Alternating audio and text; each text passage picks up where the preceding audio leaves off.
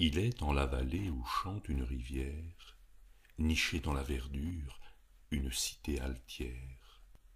Au pied de son clocher, comme autour du berger les paisibles brebis sous le printemps léger, se rangent les maisons coiffées d'ardoises bleues. Bernay, en Normandie, en est le plein milieu. Vous qui venez de loin, jaillis de l'horizon, ayant parfois vécu sous des cieux sans saison, venez vous enivrer des parfums de l'été, vous gorger des liqueurs de l'automne enchanté.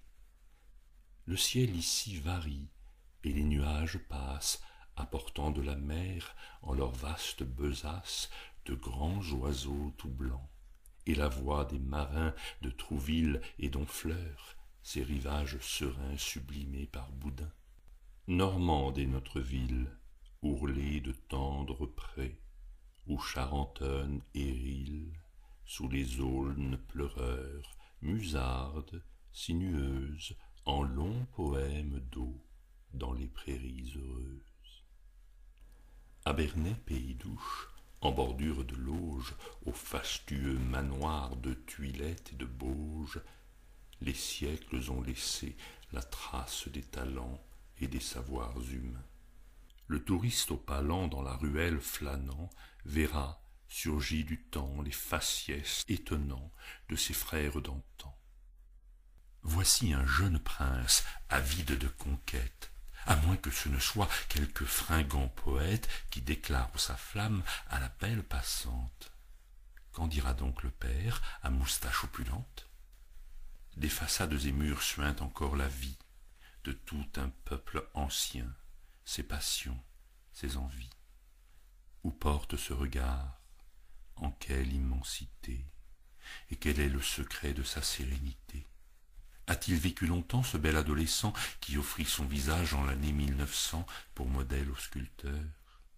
A-t-il connu Verdun et l'enfer et le sang en son dernier matin? 1000 ans avant ce jour, pour la gloire de Dieu, de Bretagne, Judith s'éprit de ce haut lieu.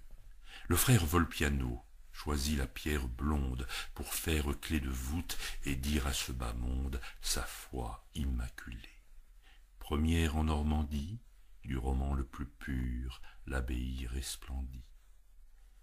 Au bas flanc de sa nef, comme au sein d'une mer, s'adonnèrent plus tard sous les rois éphémères les riches bâtiments des pieux bénédictins.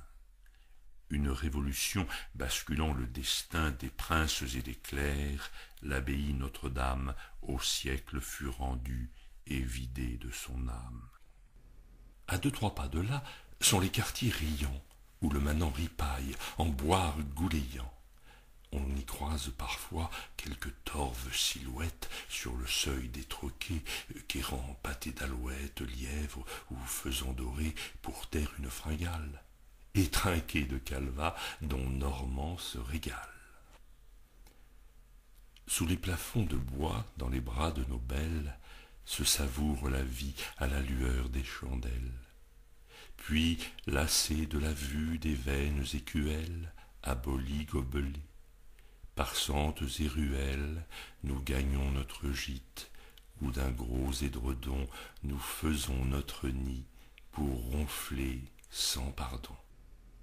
Dans l'abîme profond de notre dormition, transportés d'élixir et magiques potions, nous voyons Esbaudi au zénith de la nuit, sur les bords incertains de nos rêves enfuis, l'âme d'un poète errante sur Bernay.